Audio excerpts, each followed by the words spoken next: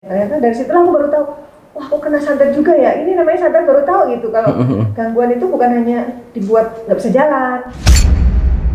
Assalamualaikum warahmatullahi wabarakatuh. Halo Sobat Mistis, selamat datang di channel YouTube Mbah Mijan.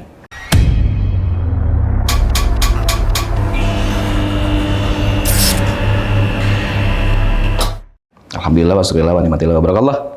Malam ini spesial sekali podcast kita, podcast meja bolong, kedatangan Sang Suhu, Panglima Langit, dan Mbak Ratna Listi.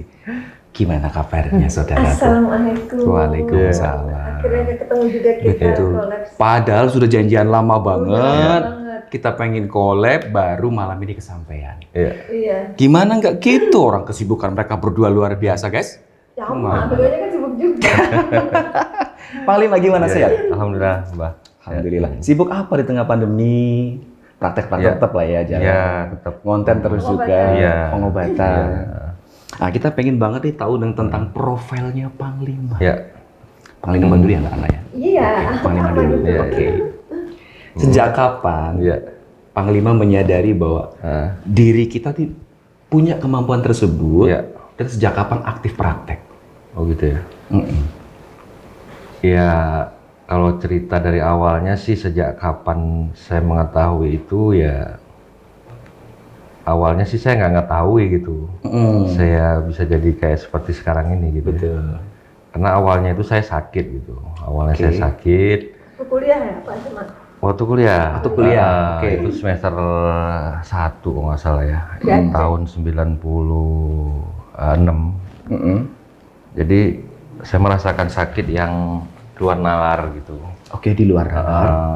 Luar nalar, jadi kok aneh nih gitu kan. Kok aneh nih, ini bukan sakit medis sepertinya gitu. Tapi sementara pada saat itu saya tuh tipikal orang yang sangat berlogika gitu.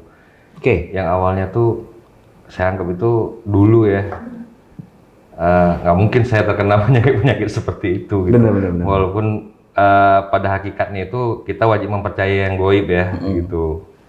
Tapi berjalannya waktu, saya main ke bengkel itu waktu. Saya punya skuter dulu Kongo, Vespa antik gitu, lagi saya cat. Kebetulan di situ ada orang tua yang dia ngelihat saya gitu. Bapak-bapak ya? Bapak-bapak gitu. Dia ngomong ke saya gitu. Kasihan ya kamu kan. Kasihan kenapa Pak? Kamu baik, tapi kamu punya teman nggak baik gitu. Terutama teman wanita kamu dan teman yang sering dekat sama kamu kan. Oke. Tek hati saya gitu ya. Kok dia tahu gitu. Kamu nanti datang ya ke rumah saya katanya. Nanti saya kasih air doa. Oke. Nah mulai itu saya datang ke tempat dia Mbak. Orangnya udah almarhum sih orang. Dia termasuk salah satu guru saya. Oke. Guru saya gitu ya. Datang dikasih doa, itu udah mulai terasa beda, berubah gitu ya. Kayak lebih enak dari sebelumnya. Jadi dia bilang begini, itu makanya jadi seorang manusia harus punya doa-doa yang bisa melindungi kita, bermohon kepada Allah agar Allah melindungi dengan doa-doa yang kita panjatkan, katanya gitu sama saya. Ini hafalin, kata dia, doa ini ya udah saya hafalin gitu kan. Ya mulai saya tertarik gitu kan awalnya begitu kan, mulai saya Tapi yang tertarik. dirasakan pada saat Panglima merasa saya sepertinya kok sakit, tapi sakit yang di luar logika. Iya. Apa yang dirasakan waktu itu? Ya misalnya gimana ya, namanya kalau orang misalnya punya teman dekat, kekasih gitu kan, biasanya ya kita kalau kangen rindu wajar gitu ya, biasa gitu. Tapi nggak sampai rindu yang aneh. Kadang-kadang wah apa ya, kalau kita bilangnya jujur aja nih ya, kadang kok nggak ketemu tuh kayak orang gila gitu. Terbayang-bayang terus. Ini mantap. Itu pelet Pak Bejan. Pelet, oke. Nah, ini nanti bisa dibagikan ke teman-teman sobat di rumah. Jadi Panglima kan mengalami langsung awalnya seperti itu dia. Jadi ini nanti akan jadi sebuah cerita menarik bahwa orang-orang yang merasakan kena pemikat itu seperti apa. Nah, itu dia. Coba diceritakan. Awalnya itu kayak rindunya yang berlebihan. Iya. Terus gelisah, susah tidur. Terbayang-bayang terus. Terbayang-bayang. Itu kalau nggak ketemu 2 hari 3 hari itu kayaknya aduh kacau dah saya, pentingnya jadi belajar jadi nggak bener, jadi aduh jadi kacau deh gitu ya. Oke. Saya juga tuh bertanya sama diri saya kok bisa begini ya gitu. Saya nggak boleh begini nih gitu. Saya kok bisa begini, nggak bener nih gitu. Saya menyadari itu gitu. Tapi kok saya nggak bisa melawan rasa itu gitu. Itulah makanya di situ saya percaya gitu kekuatan mistis yang dikendarai oleh bangsa jin yang mengalir di dalam pori-pori kita, buhul-buhul kita itu Betul. sangat bisa ternyata mengendalikan kita Betul. gitu. Kalau kita tidak punya ilmu-ilmu yang ya bisa menangkis ya, bahasa ringannya kita bilang. Disitulah Mbah, awalnya profil saya bisa seperti ini, saya langsung belajar. Dari pertama Iya, kali dari terkenal, awal, kemudian mengenal hal seperti itu, lalu Jadi saya berpikir nih, wah, saya nggak boleh nanggung-nanggung nih kalau belajar ilmu, kan begitu. Ya belajar ilmu memang nggak boleh ada istilah tanggung ya, sampai akhir hayat kita disuruh terus menuntut ilmu kan, karena semakin kita mengetahui sesuatu ilmu yang kita pelajari, kita semakin bodoh, semakin kita terus merasa kurang, kita semakin terus aku belum ya kayak orang mempelajari tauhid. ya. Habis belajar tauhid harus belajar fikih, habis belajar fikih harus belajar makrifat, amanat, ya kan, tasawuf macam-macam, tarikat macam-macam dah gitu. Jadi ya begitulah. Jadi Ya, terus kita harus haus tentang ilmu terus dalam Iya, karena prinsip saya harus terus menjadi murid, tidak boleh menjadi guru. Karena kalau saya merasa saya menjadi guru, nanti saya merasa seolah-olah saya sudah mengetahui segalanya gitu kan. Lalu pada saat Panglima bisa survive dari kondisi tentang tadi ya, kena pelet dan sebagainya, apa tips dari Panglima sendiri buat teman-teman yang di rumah nih yang nonton kita, pada saat teman-teman merasakan ciri-ciri yang seperti Panglima rasain? Wah, itu harus cepat-cepat datang ke ahlinya gitu untuk diobatin. Ya mintalah air doa gitu ya ke orang-orang yang memang layak dan pantas untuk diminta gitu. Baik. Artinya ya sesuai dengan kepercayaan dan keyakinan. Akhirnya setelah Panglima belajar keras tanpa puas dengan ilmu yang didapat, sampai di titik sekarang, sampai di posisi sekarang, itu seperti apa cerita yang paling menakjubkan? Entah mungkin ketemu dengan fenomena-fenomena yang waduh, nih guys, Sobat Mistis spesial banget ya. Profil Panglima harus dibongkar lebih tajam di sini. Nah, belum pernah nih, spesial banget nih makanya. Oke, Panglima gimana? Ada fenomena yang paling menakjubkan yang pernah Panglima alami itu seperti apa? Ya, sebenarnya kalau hal-hal fenomenal itu kalau menurut saya pribadi ya, kayaknya saya itu nggak boleh menceritakan gitu. Ceritakan lah, ya kan, di channelnya Bami, channel spesial lu, ya kan. Karena kalau diceritakan yang saya takutkan nanti terkesan nanti dia melihat dan yang menonton terkesan seperti kayak sombong, no problem. Kayak apa ya, merasa hebat. Itu saya nggak berani gitu loh. Nggak juga gitu, Panglima, karena gini, pengakuan sebuah perjalanan mistis memang di mana-mana tidak bisa dilogika, tidak bisa dinalar. Kalau saya menceritakan pengalaman saya dari 0 sampai sekarang, mungkin saya dianggap gendeng, Mbak Ratna. Karena nanti yang saya akan keluarkan, itu nggak masuk akal semua gitu loh. Dan kayaknya ini memang, ini bocah kayaknya agak-agak nggak karu-karuan kali kan begitu. Satu saja deh. Fenomena yang paling benar-benar membuat Panglima, ini dia nih, apa? Ini dari sisi yang ekstrim, apa dari sisi apa gitu? Fenomenalnya. Ekstrim aja. Ekstrim. Hujan darah itu kali Panglima. Pernah ngobatin orang hujan darah. Jadi ya itu salah satunya ya, yang kayak Mbak Rana cerita tadi. Saya pernah ngobatin orang, itu sakitnya 15 tahun. Lagi saya bacain doa, lagi saya terapi, tiba-tiba di ruangan seperti ini yang tertutup itu, ini berceceran darah semua dan nyata gitu. Itu saya beginiin di lantai, itu masih segar banget gitu. Dan orang yang saya obatin tuh langsung dia ngomong ke saya sambil matanya melotot, dia ngomong kembalikan kepalaku katanya gitu ke saya. Itu salah satunya. Habis itu fenomena lainnya tuh sih banyak sih ya, tapi ya namanya kalau sisi mistis ini kan paling seputar-putar itu aja sih ya semua. Ya kalau saya kan gini Panglima, kalau saya sendiri, saya pernah mengalami sebuah fenomena yang sampai sekarang itu membuat saya itu trauma. Yang pertama, saya pernah ngalamin pada saat main petak umpet sama teman-teman, jam 8 malam di bulan Ramadan, kita kebagian nih mencari, karena kita cuma hombimpa dong ya kan, kita kalah. Saat masuk ke semak belukar di malam hari itu sekitar jam 8 malam, benar-benar saya melihat sebuah kondisi yang gelap gulita itu terang, seperti tirai dibuka, seret gitu. Sampai sedetail tentang rumput, daun, dahan, kelihatan semua. Iya. Dan itu terjadi hanya beberapa detik, sekitar 15 detik kalau saya nggak salah ingat itu. Seret, nutup lagi setelah itu. Itu fenomena pertama yang menurut saya aneh. Loh, kok malam bisa terang, nggak ada lampu loh padahal, gitu satu. Terus yang kedua, saya mengalami tindihan selama 1 tahun di kelas 6 SD. Setiap hari, setiap saya tidur pasti tindihan. Dan di dalam tindihan itu saya bermimpi berkawan dengan makhluk halus. Itu perempuan. Ada dua sosok makhluk halus kayak anak genderuwo gitu. Kalau perempuan yang asli. Jadi ya, ketindahannya maksudnya dia pengen kayak berteman gitu, meluk gitu. Berteman benar-benar kita berkawan dari setiap malam kita ketemu Iya, di dalam iya, mimpi. iya. Main petak umpet, jalan-jalan kemana. Itu setiap malam kejadian Setiap itu? malam. Dan yang saya rasakan adalah saya tindihan setiap bangun. Saya sudah basah kuyup keringat. Tapi fenomena yang paling membuat saya benar-benar takjub adalah pada saat di dalam mimpi dua sosok ini ngasih saya batu. Nah ini ternyata saat saya Ada bangun tidur batunya? ada batunya di bawah bantal. Itu kan sesuatu hal yang Nggak masuk akal ya? nggak masuk akal tapi benar-benar teringat terus. Itu kalau saya. Di luar nalar tapi nyata. Tapi Mbak Mijan masih menyimpan batu itu. Masih. Dan Mbak Mijan Nanti masih tak kasih sering ya. berinteraksi sampai detik ini berarti ya? Gini, cerita terakhir adalah saat sosok gaib ini dalam mimpi memberikan batu itu. Kemudian saya kelas 6 SD saya baru sunat, Mbak Ratna. Kalau wong Jawa kan gitu ya, sunatnya udah gede kan gitu.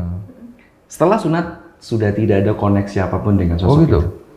Sampai sekarang? Sampai sekarang. Tapi Mbak Mijan nggak kepengen, nggak rindu pengen ketemu? Rindu sekali sebetulnya, Waduh. tapi ketika kita coba mencari, nggak terdetek sama sekali. Siapa tahu nanti bisa dengan Bang Lelep. Mau nggak kira-kira nanti?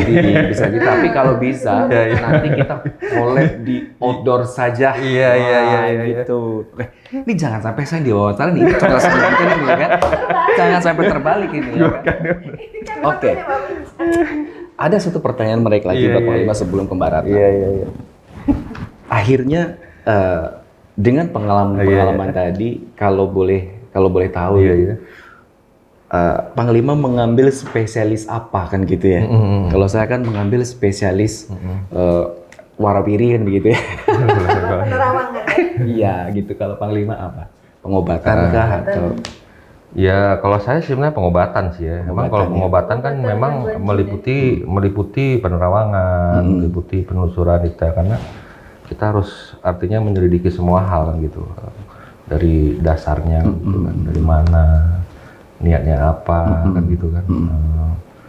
Ya semua hal lah gitu harus teliti juga gitu. Dan aktif praktek kan? Aktif. Di mana Panglima kalau misalnya ada teman-teman yang pengen konsultasi ke Panglima, pengen berobat segala macam alam praktek ada di Jalan Wisata Cibubur. Kota Wisata Cibubur ya. Oke. Pesona Amsterdam Blok I 9 nomor 2. Oke, jadi pokoknya teman-teman kalau penasaran tentang semua muanya dari Panglima Langit boleh cek YouTube-nya di channel Mata Langit. Dan harus janjian dulu. nggak Harus boleh janjian langsung. dulu ya. Sibuk mereka tuh berdua sibuknya luar biasa guys. Bukan sok sibuk gimana ya. Semua pasien yang datang kan janjian dulu. Betul. Takutnya kalau mendatang nggak pakai janjian, kita udah kadung janjian sama orang lain. Jadi ini yang datang mendadak nggak Terbengkalai. pegang, terbengkalai. Kita kan ada keterbatasan waktu, tenaga gitu loh Bang. Oke, siap. Mbak Ratna. Iya. Saya kelahiran tahun 84. Di usia saya SMP, saya sudah melihat seorang Mbak Ratna aktif di televisi. Gitu ya. Semua orang taunya di belakang nama Ratna Listi adalah bedah rumah. Iya benar. Kan gitu tuh. Bisanya terjun ke dunia metafisika itu gimana ceritanya? Ya, memang saya kan sebenarnya seorang entertainer. Saya penyanyi. Betul. Saya pernah memenangkan bintang radio dan televisi. Betul. Tahun 2009 saya mendapatkan anugerah musik Indonesia sebagai penyanyi keroncong terbaik. Saya juga host beberapa kali mendapatkan Panasonic Award sebagai host reality show bedah rumah yang orang tuh identik sama aku karena selama membawakan acara itu 7 tahun itu setiap tahun langganan mendapatkan Panasonic Award. Gitu. Betul. Makanya ketemu orang pasti bedah rumah pasti identik betul, gitu. betul. Oke. Nah sekarang bukan bedah rumah lagi, bedah demit. Bedah demit, oke. Bersama Panglima. Jadi awalnya saya tertarik ke dunia spiritual ini.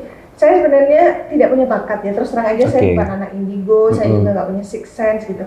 Tapi saya tertarik mempelajari ilmu metafisika atau pengobatan yang sifatnya non medis, karena awalnya waktu itu saya hamil anak pertama, saya ada alergi flu.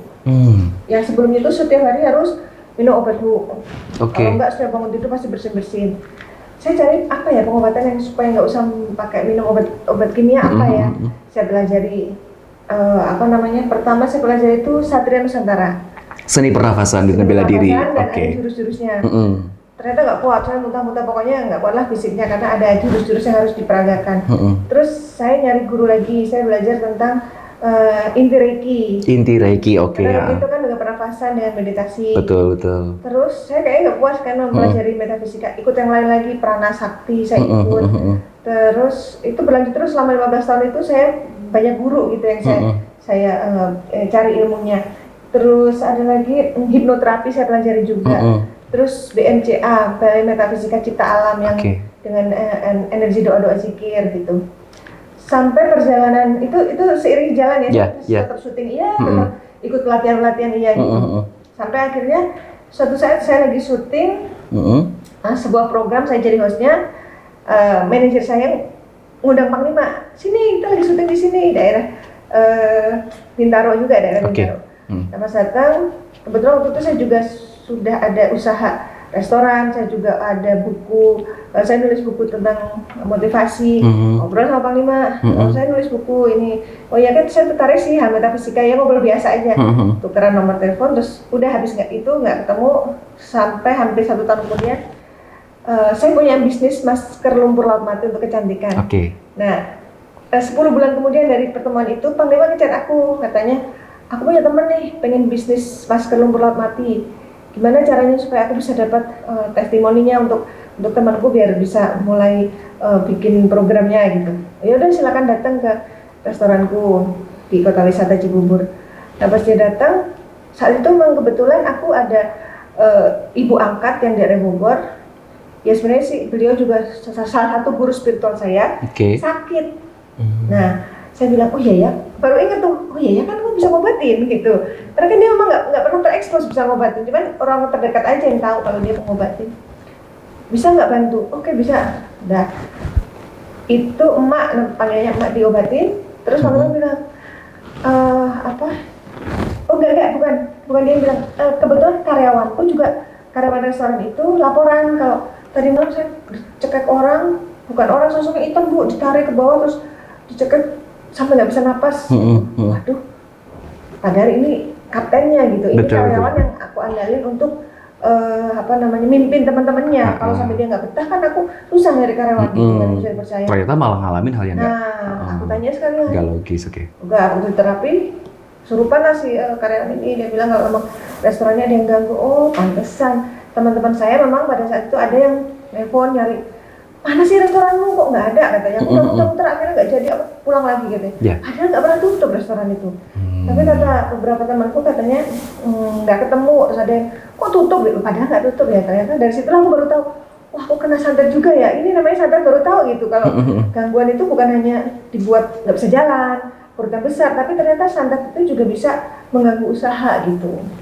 Ya sambil berjalannya waktu aku jadi banyak tahu gitu. Terus aku lihat pengobatan Panglima ini kok beda ya dengan guru saya sebelumnya gitu. Kayaknya lebih simpel, terus instan, langsung bisa reaksinya bisa terlihat, kemudian dengan doa-doa dari Al-Quran gitu. Simpel tapi hasil maksimal. Ya, gitu. Siap. Saya bilang beliau, begitu sudah diobatin ibu angkat saya, terus restoran saya bilang, boleh nggak saya belajar? Tadinya nggak mau, saya nggak pernah punya murid gitu, dan ini ilmu saya nggak sembarangan katanya. Sombong banget gitu. Ini benar-benar nggak boleh untuk tujuan popularitas. Mungkin karena beliau tahu saya artis kali. Betul. Penuh dengan gimmick. Saya riwayat saya memang mempelajari ilmu metafisika itu karena memang saya tertarik gitu. Saya pengen di akhir hidup saya nanti, misalkan sudah pensiun dari dunia artis, saya masih punya bekal ilmu yang bisa bermanfaat untuk masyarakat, dan saya memang tertariknya di bidang pengobatan spiritual gitu. Oke, akhirnya singkat cerita saya diturunin ilmu atau doa-doa untuk diamalkan untuk pengobatan. Nah, waktu proses pengamalan itu pun saya banyak tantangan juga, terutama dari orang terdekat. Betul. Ngapain sih? Udah bagus-bagus jadi artis. Iya kok malah jadi spiritual. Oke, ngapain jadi dukun gitu? Jadi dukun nanti banyak yang bully loh. Oh iya, gitu. Emang udah kuat dibully ya? Gitu. Tapi Ya nggak tahu, hati kecil saya memang pengen mempelajari minimal untuk bekal diri sendiri, untuk obati diri sendiri, walaupun mungkin entah bisa ngobati orang lain atau enggak itu urusan kedua. Yang penting saya punya bekal untuk perisai diri sendiri gitu, biasanya nggak kenal lagi. Oke, tapi dari perjalanannya menurut saya juga ada sesuatu hal yang natural di sini. Yang pertama, kepo kita Panglima terhadap sesuatu hal yang mistis itu kan nggak bisa dibendung dan nggak bisa dibuat-buat. Kenapa? Yang tadinya kita biasa saja, tidak menyadari punya kekuatan apapun, tiba-tiba kita punya rasa penasaran yang tinggi terhadap mistis. Maka itu akan dikejar sampai benar-benar menemukan sesuatu hal yang kita inginkan. Artinya kan pengejaran itu dalam perjalanannya adalah natural. Yang pertama. Terus yang kedua, memang seperti kita, kenapa kita pengen punya cita-cita, membantu, menolong banyak orang, entah dari sesuatu hal yang sifatnya medis, non-medis, atau sesuatu hal yang sifatnya irasional. Buat kita, pengabdian yang sesungguhnya di dunia metafisika adalah pengobatan. Bagaimana kita membuat orang-orang yang tadinya sakit jadi sembuh, kita sudah plus-plus Mbak Ratna. Ya dapat pahalanya iya, ya dapat rasa bahagianya iya, karena kita, kalau kita sudah berbicara bagaimana kita bisa jadi perantara Allah untuk membuat klien yang sakit jadi sembuh, kebahagiaan kita kan nggak bisa dihargai, nggak bisa dibayar toh, nggak bisa diukur sama sekali Mbak Ratna kan itu. Itu yang keren. Walaupun konsekuensinya tadi. Betul, resikonya. Iya kan, gitu kan. Bagaimana ternyata setelah mengenal lebih dalam, masuk ke Panglima, diajari ilmu oleh Panglima, ya itu memang seperti itu Mbak Ratna. Nggak mudah. Betul banget. Apalagi setelah ini udah berjalan, saya berpartner udah 3 tahun ya. Berbagai kasus kami mencoba membantu memecahkan, dan alhamdulillah ketika melihat ekspresi dari air mata berubah menjadi senyum itu rasanya aduh luar biasa banget. Sampai kadang aku sendiri terharu gitu loh. Setuju. Walaupun memang resikonya buat kita, bukan hanya buat saya dan Panglima, tapi tim kami semua juga nggak mudah gitu. Karena yang kita hadapi adalah musuh yang tak terlihat gitu loh. Bener. Kalau cuma sekedar bulian, orang tidak memandang kita sebelah mata, itu sesuatu hal yang wajar. Dunia metafisika dari dulu sudah pro kontra. Tapi kalau mau ngomongin pro kontra, segala bidang juga pro kontra. Apalagi kan zaman gitu. sosmed begini. Apalagi zaman sosmed. Nah, benar seperti itu. Yang penting kan kita tetap kembali ke jalan kita bahwa membantu banyak orang dari tangisan berubah jadi senyuman. Ya sudah, memang niat kita adalah ke sana. Pengalaman kita kan seperti itu, Panglima. Benar. Gitu. Nah, Mbak Ratna, dari yang tadinya entertain sampai akhirnya sekarang fokus di sini, masih aktif nyanyi? Masih dong, kemarin baru syuting video klip. Oh gitu. Jadi kalau ada misalnya saya nanti mau nyunatin anak saya terus saya ngundang Mbak Ratna, oke. Berarti memang masih aktif nyanyi gitu ya? Masih aktif. Siap. Ini karena kendala masalah kondisi COVID aja. Iya benar-benar. Undangan show juga semuanya, bukan hanya saya ya, semua artis memang mengalami penurunan yang drastis. Makanya alhamdulillah aku bersyukur gitu karena aku berpartner dengan Panglima dalam kondisi corona seperti ini, kita tetap bisa bermanfaat untuk orang banyak gitu loh. Tapi ngomong-ngomong ini udah pada vaksin berdua nih ya? Sudah dong. Oke, siap. Sudah vaksin, sudah siap. Mantap, alhamdulillah gitu. Oke. Nah, setelah berjalan seperti ini sampai 3 tahun bareng dengan Panglima, Mbak Ratna apakah akan memilih 1, 2 atau semua dia akan dijalankan? Misalnya, saya pengen fokus ke metafisika atau saya pengen fokus ke karir saya tentang dunia artisnya. Entertainment. Kalau saya sih biarkan alam yang bekerja gitu. Oke. Arahnya akan kemana terserah sama Allah gitu. Kalau saya tetap dikasih kesempatan untuk menghibur orang, tetap bisa ada kesempatan berkarya seperti kemarin, saya akan lakukan itu. Ketika saya dipercaya untuk bisa tetap berpartner sama Panglima untuk menangani kasus-kasus yang ada di masyarakat kita tentang gangguan yang sifatnya non medis, ya saya akan bantu dengan sepenuh hati karena ibaratnya kayak perang nih, beliau Panglimanya, saya adalah pasukannya, saya bangga menjadi pasukan Panglima gitu loh. Jadi tetap saya akan artinya metafisika. Pokoknya ngalir seperti air yang mengalir saja lah ya. Luar biasa. Panglima mendapatkan partner seperti Mbak Ratna, ini sebuah hoki yang luar biasa. Gitu. Yang tadinya mungkin Panglima pengennya saya nggak mau publikasi. Tapi kalau sudah gabung dengan Mbak Ratna kan udah nggak bisa dibendung. Tahu nggak Pak Benja? Ya, Awalnya kan saya berpartner kan, saya bilang kamu harus masuk TV gitu. Enggak, aku nggak mau terkenal. Ini bukan masalah terkenal, aku bilang ini pengobatan kamu ini bagus. Jangan nggak mau terekspos, cuma alasannya nggak mau terkenal, tapi justru membatasi orang yang pengen berobat. Bener. Orang pengen minta tolong jadi nggak bisa. Ya betul. Nah dengan cara masuk TV, dikenal orang, lebih banyak lagi orang bisa kamu bantu. Iya ya benar juga ya, gitu. Jadi mau, tapi apa masuk TV? Ada satu yang menarik dari Mbak Ratna, Pak Lima. Mungkin di zaman-zaman sekarang kita perlu tokoh di luar metafisika ya Pak Lima ya. Kita perlu tokoh keroncong Indonesia. Iya. Karena this is a real music of my country kan keroncong itu. Nah sebetulnya Mbak Ratna itu di luar dari metafisika. Saya berharap, saya seorang fansnya Mbak Ratna di zaman bedah rumah kan gitu loh ya. Jadi saya berharap mempertahankan keroncongnya. Itu pasti. Karena saya sendiri sebagai penyanyi keroncong udah sempat mendapatkan anugerah musik Indonesia ya. Itu menjadi sebuah rasa kebanggaan saya karena saya bisa memberikan kontribusi untuk bangsa. Karena musik keroncong ini adalah musik asli warisan budaya Indonesia yang harus kita lestarikan. Benar. Cuma kan banyak orang yang menganggap keroncong itu jadul, keroncong itu enggak. Keroncong itu kuno, keroncong itu tua ya kan. Makanya kita harus kreatif untuk bisa membuat keroncong ini lebih bisa diterima. Makanya kemarin saya bikin itu ada unsur keroncong, ada unsur Jawa, mistis, kontemporer, nanti di single terbaru yang ciptaan Mas Fadil itu. Kapan jadi itu? Sesaat lagi ya, oke ditunggu ya, kita tunggu itu. Judulnya Sesaji. Jadi Sesaji. mengandung unsur budaya Jawa, mistis, ada benang merahnya dengan kontan mata langit. Ada pepatah leluhur mengatakan begini Panglima. Leluhur kita pada saat beliau syiar agama itu memberikan sebuah batasan benang merah. Jangan pernah mengganggu adat maupun tradisi yang ada di Indonesia. Selama adat dan tradisi menciptakan sebuah kerukunan berbangsa. Sebenarnya salah ketika orang-orang seperti orang-orang milenial memandang negatif terhadap adat dan tradisi. Karena itu dilarang diganggu. Kecuali adat dan tradisi itu membubarkan atau membikin cerah, bubrah Indonesia, boleh kamu hantam. Tapi selama tradisi dan adat itu merukunkan, oh jombok sentuh, jangan kamu colek. Nanti akan ada balasan. Sampai segitunya loh leluhur kita. Iya. Makanya dengan kita memelihara adat tradisi itu bukan sebuah simbol kemusyrikan keburukan loh.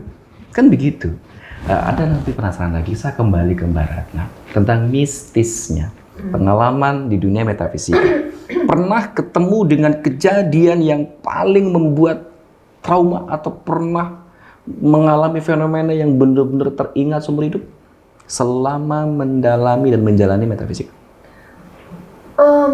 Kalau ketika sudah berpartner sama Panglima ya banyak banget pengalaman yang di luar nalar gitu. Yes. Misalkan nih, besok mau ada pasien, kita nggak tahu pasien ini keluhannya apa nih. Tapi sehari sebelumnya saya tiba-tiba aku lemas ya, kayak nggak ada tenaga ya, cuma minum obat, minum vitamin, seharian tuh tidur aja gitu. Padahal aku cukup makan, cukup istirahat, cukup olahraga. Ternyata pas besoknya ada pasien datang, terus kita kan biasanya kalau pengobatan pasien itu kan komplit gitu, kita telisik, kita ungkap akar permasalahannya, kita obatin, kemudian kita bersihkan dan kita pagerin. Nah pada saat pengungkapan pakai mediumisasi, demit yang ada di badan si pasien ini, dia ngaku kalau aku udah datengin kamu dari semalam, kayak aku tidak. Oh gitu. Ya ampun, jadi kayak awalnya tuh percaya nggak percaya, tapi ya ternyata emang dunia mistis itu ada, dunia gaib itu ada di sekitar kita dan bisa mempengaruhi kita masuk ke dalam pori-pori kita. Kita harus akui itu, dan bagaimana caranya kita harus sebagai bahan introspeksi. Oh berarti kita harus membentengi diri dengan banyak amalan supaya mereka nggak bisa menguasai kita. Mungkin kalau efek-efek untuk rasa itu bisa kita rasakan gitu. Tapi yang penting jangan sampai dia menguasai diri kita. Itu yang harus.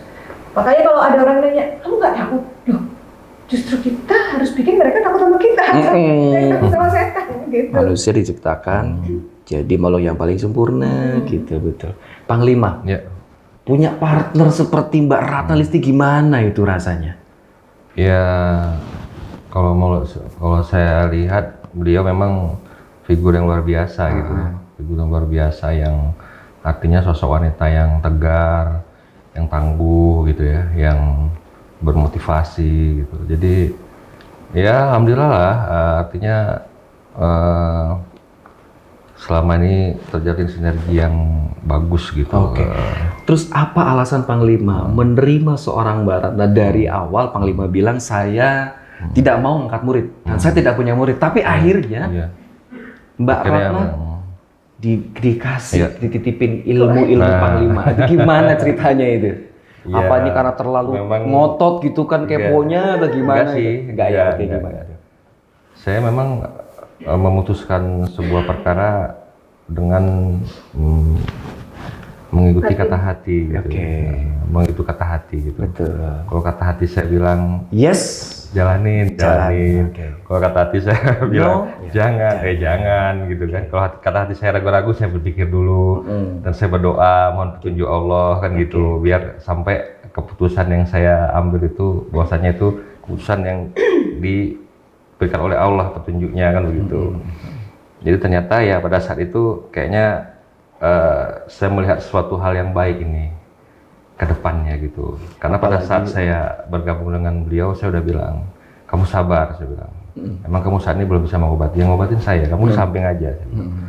Apa yang bisa dibuat untuk bahan obatan kamu siapin gitu saya. Karena saya melihat ada gerbang kemasan nanti di ujung sana saya lihat. Nah, tapi saya memang gitu. Tapi memang secara apa ya? Secara rasional juga terjadi sebuah simbiosis, mutualisme, terjadi sebuah sinergi yang memang kompak, kan gitu. Di sisi lain, sama-sama memiliki sebuah tujuan dan akhirnya terjawab di sini. Tujuan Mbak Ratna misalnya, saya pengen kalau ada pengobatan yang bagus, ini biar dikenal oleh banyak orang. Semakin banyak orang yang tertolong, semakin kita banyak berkahnya. Termasuk juga Panglima. Saya kok mengikuti batin saya, menerima sebuah partner yang seperti Mbak Ratna. Dan akhirnya terpublikasi secara otomatis yang tadinya dianggap biasa. Kan gitu kan.